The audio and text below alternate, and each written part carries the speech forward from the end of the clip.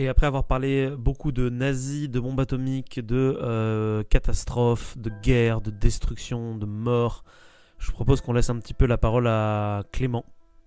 Clément qui, Clément qui va nous parler de choses peut-être un peu plus rafraîchissantes, peut-être un peu plus mignonnes. En tout cas, on l'espère. Et oui, donc moi d'habitude, alors ça va faire 2 fois que je crois que je dis, vous avez pas l'habitude de m'entendre dans les chroniques de guerre, mais ça va finir par devenir une habitude. Vous me connaissez, je vais pas parler d'un personnage d'un personnage humain en tout cas.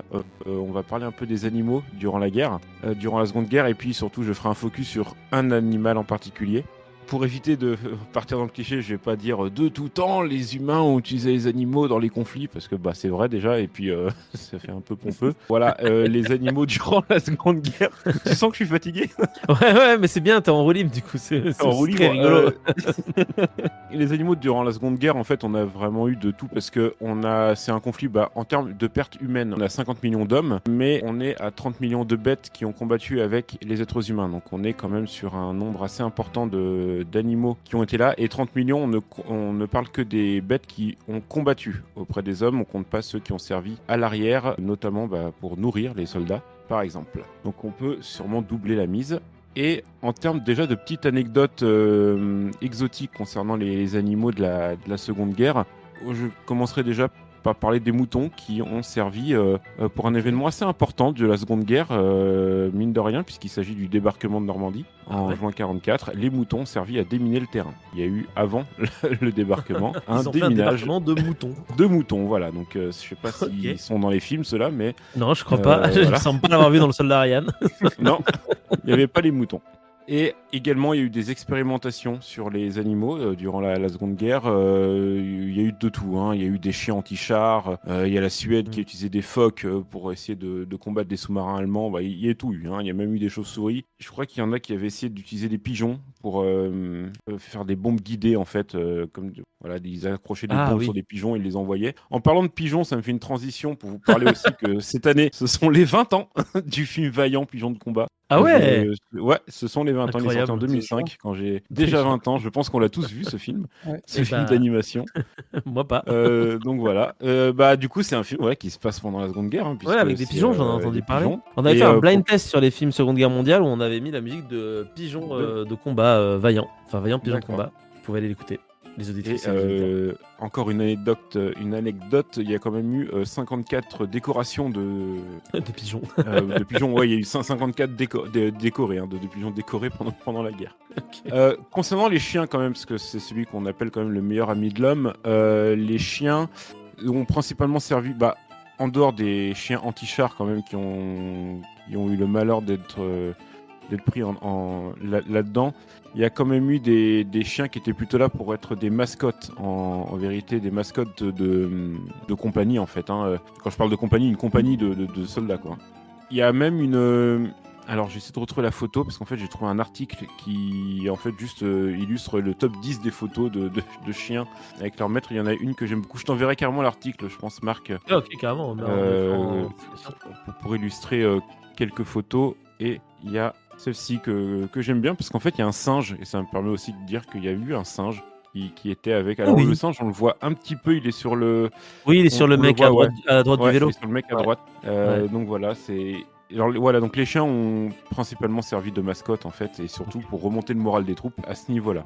Et une petite photo de chien encore, et parce que ça, c'est un chien anonyme, on n'a pas le nom du chien, on ne sait pas qui c'est, pourtant il paraît que la photo est connue, mais alors moi c'est la première fois que je la vois, parce que je suis pas très renseigné sur les périodes de guerre, mais voilà ce chien qui attend en fait, et qui, avec le panneau Beware the Dog, je la trouve très sympa.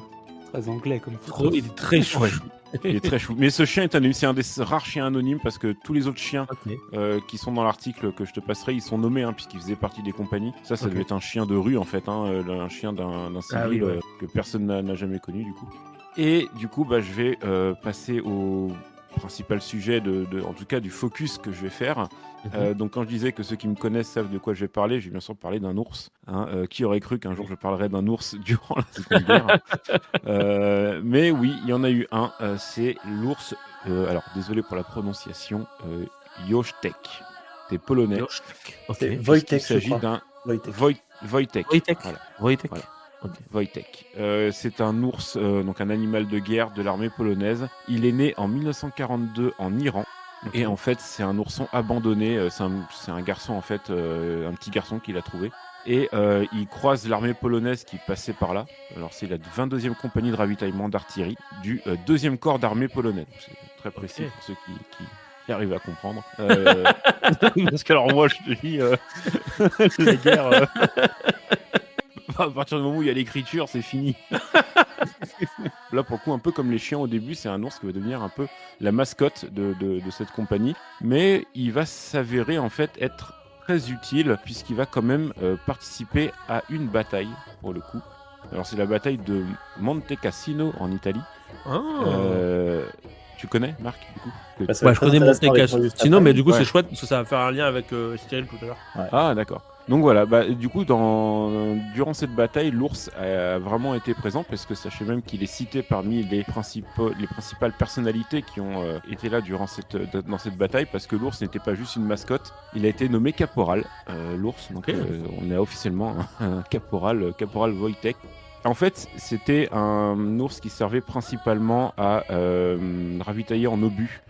De par en fait sa force, voilà, un ours ça vaut 10 hommes. Hein. En fait, il y a une anecdote que j'ai trouvée aussi dans un article où on a une citation d'un des membres de la compagnie qui disait quand il a vu que nous avions du mal à soulever les caisses, il a voulu nous aider. Il s'est approché de nous, a pris une caisse, il l'a porté au camion et il a été récompensé bien sûr avec du miel, de la marmelade. Et en fait, c'est de ça qu'il le nourrissait, principalement de miel et de marmelade. Tu m'étonnes qu'il soit resté. Oui, et également de bière et de cigarettes. Voilà, l'ours était complètement bourré et il fumait, enfin il mangeait des cigarettes et il buvait de la bière. Voilà. Ils sont sûrs que c'était pas Gérard Depardieu déguisé en ours. Il fallait le placer celui-là. Bien sûr, pardon, je suis En désolé. tout cas, il était bien portant parce que c'est un ours, d'après les photos, et de ce qu'on sait, qui pesait plus de 200 kilos et il faisait 1m80. Donc c'était quand même Un sacré beau- gaillard, quoi. Un sacré gaillard. Hein. Il y a une photo qui est. Alors je crois que la photo qui est la plus connue, non, il est assis, mais c'est la plus connue. Hein. Elle est de partout, dès qu'on le cherche. Elle est partout. Il est trop chouchou. Et vraiment, il est beaucoup trop mignon. Alors, là aussi où ça me permet de faire un petit lien quand même avec l'ours de manière générale, c'est que, en fait, encore une fois, ça c'est une citation en fait de la même personne. Alors c'est Monsieur Narebski. Encore désolé pour la prononciation, mais mon arrière-grand-mère polonaise me châtie de là-haut. Cet ours a passé toute sa vie parmi les hommes et il a pris leur trait dans le corps d'un ours habitait l'esprit polonais. Ok. Ça, c'est assez intéressant parce que je l'évoque à peine parce que c'est un sujet d'une grosse chronique que je suis en train de préparer. Si, si. En fait, l'ours, on l'a souvent comparé à l'être humain. En fait, on l'a souvent humanifié. On l'a beaucoup humanisé, l'animal en fait. C'est un peu les origines du Bigfoot, tous ces trucs comme ça, et aussi sujet de nombreuses légendes. Donc là, c'est assez intéressant de voir que les soldats disaient que l'ours est quasiment devenu un humain, pour le coup. Ok. C'est un peu une boucle en fait, hein, toujours. Hein, on reboucle sur le fait que l'ours, on est très proche de cet animal, que ce soit physique. Et pour le coup, là, l'ours a pris des habitudes humaines. Il raconte même une anecdote où l'ours, quand ils étaient en Italie, au bord de la plage, il est juste parti se baigner en fait devant tout le monde. Ok. Il a même pas fait gaffe aux gens et il est allé nager, puis ensuite il est revenu, un peu comme un chien en fait, hein, finalement. Ouais. Et également aussi, c'est un ours au début, alors là pour le coup c'est au début de sa vie au sein de la compagnie, avant qu'il officie carrément sur le terrain. C'était une mascotte, mais presque une...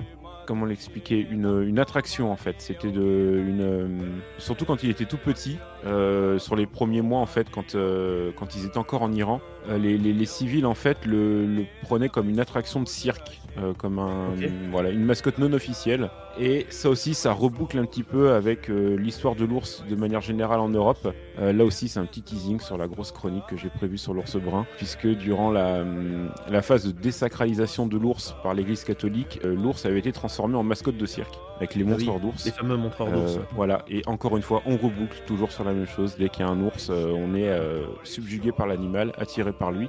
C'est dingue, Malheureusement, ça, des fois, ça finit en cirque. Là, pour le coup, l'ours a vraiment aidé. Nommé caporal, Il a participé à une bataille et sachez qu'il est mort de vieillesse à Édimbourg dans un zoo. Il a été en fait, après la guerre, il a été laissé là-bas. Je crois qu'il est arrivé dans les années début des années 50, je crois. Non, en 47, voilà. En 47, il arrive au zoo d'Édimbourg et il meurt en 63, à 22 ans. Là, il pesait plus que 100 kilos. Donc, il avait quand même perdu du poids. Alors, j'ai regardé quand même, je vous dis qu'il est mort de vieillesse, mais parce qu'il avait arrêté de fumer. Ouais, c'est l'alcool, c'est la fin de l'alcool. Pardon. Et en fait, j'ai regardé quand même l'espérance de vie d'un ours brun, c'est entre 20 et 30 ans, donc on peut dire qu'il est mort de vieillesse. Il était dans la moyenne. Ouais, il est mort basse. de sa belle mort quand même. Okay. Voilà. Pour quand même un animal qui était carrément à porter des obus pour les autres, c'est quand même quelque chose. Alors bien sûr, c'est un ours qui est très connu maintenant dans la culture populaire, alors surtout polonaise, puisqu'il a sa statue à Cracovie. Il y a la photo, hein, donc voilà, je te l'envoie, et j'avais même demandé à un ami qui est à Cracovie en ce moment de me l'envoyer, mais il n'a pas eu le temps, malheureusement. Voilà, la photo de l'ours. Elle est dans le parc de Cracovie. Et l'ours aussi était devenu l'emblème de la 22e compagnie de transport, du coup. Okay. C'était devenu l'emblème, et en fait, il porte un obus dans l'emblème. Voilà, c'est l'emblème de l'ours. Et il a aussi l'emblème de la compagnie à Édimbourg, dans le parc d'Édimbourg. Oui, il y a aussi une statue de lui. Ouais. Okay. Et on le voit à taille humaine, enfin avec un humain à côté, un soldat. Ouais. Ah, c'est trop bien. Passe, hop. Je suis déjà allé à Édimbourg, mais j'étais pas passé devant. Donc, Il a l'air plus gentil sur la photo à Édimbourg que. Oui, il fait un peu simple. En Pologne, on a l'impression qu'il va foutre une tarte, quoi. Ouais. J'adore le logo, par contre. Ouais, non, le logo est vraiment joli. Ouais, vraiment chouette. Voilà. Alors après, il y a encore eu pas mal d'hommages. De son, il y a eu des reportages à l'appel. Et l'année dernière, du coup, il y a eu un film d'animation que j'ai pas encore vu, mais j'ai vu la bande-annonce, polonais et anglais en même temps, qui s'appelle Un ours nommé Wojtek. Je crois qu'il a eu pas mal de prix.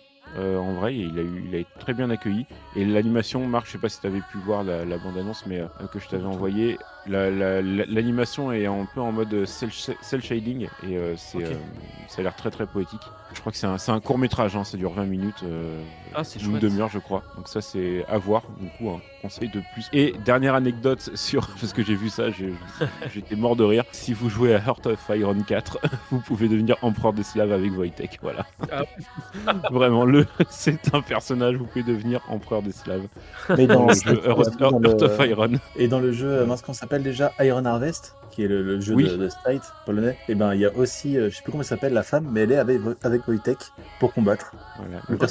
Il y a des historiques de lui, du coup il ne sera jamais oublié, je pense. C'est vraiment contrairement à beaucoup d'autres animaux de la guerre, en fait, il y en a très peu qu'on se rappelle d'eux, mais lui il a eu une place plus importante, sûrement ce côté un peu exotique d'avoir un ours, en fait. Personne s'y attend, c'est la première et dernière fois que cet animal est recensé dans une guerre, en tout cas moderne. Je pense que ça a dû arriver dans des guerres antiques peut-être, mais en tout cas dans une guerre moderne. On s'attendrait pas dans une guerre. Oui, j'imagine trop la tête peut-être des soldats italiens quand ils voient passer un ours avec un obus sur le dos. Qu'est-ce qu'il fait? C'est clair. C'est vraiment génial, je trouve ça vraiment excellent. Surtout qu'en plus il est mort de sa belle mort dans un zoo, donc. C'était pour sa retraite, je crois, ils ont confié pour que sa retraite soit comme les animaux militaires, quoi. Ouais. Mais je crois que par contre il avait une consommation de clopes qui était énorme. J'ai vu un article là-dessus où vraiment ils en pouvaient plus parce qu'ils clopaient toute la journée. Donc vraiment tu passes à côté d'un trou après dedans et il est en train de cloper. Pour le coup il était caporal, on pouvait rien lui dire. C'est caporal, hein. Si t'essaies de lui prendre tes clopes, il te mange, donc du coup. Il te prend la place de l'obus puis il t'emmène direct. C'est ça, il t'emmène loin, il te charge dans le canon et après. Horrible. Voilà. Ok, merci beaucoup Clément pour cette petite histoire. Pour cette petite histoire de l'ours Wojtek et aussi des autres animaux dont tu nous as parlé. Si ce petit instant passé en notre compagnie vous a plu et que vous avez envie d'en passer d'autres avec nous, n'hésitez pas à vous abonner, mettre un petit pouce bleu, partager la vidéo ou encore nous suivre sur les réseaux sociaux. Sachez que vous pouvez aussi écouter cet épisode dans son entièreté et pour cela vous n'avez qu'à vous rendre dans la description de la vidéo. Je vous dis à très bientôt pour à nouveau écouter un petit peu de tout et surtout un petit peu de rien.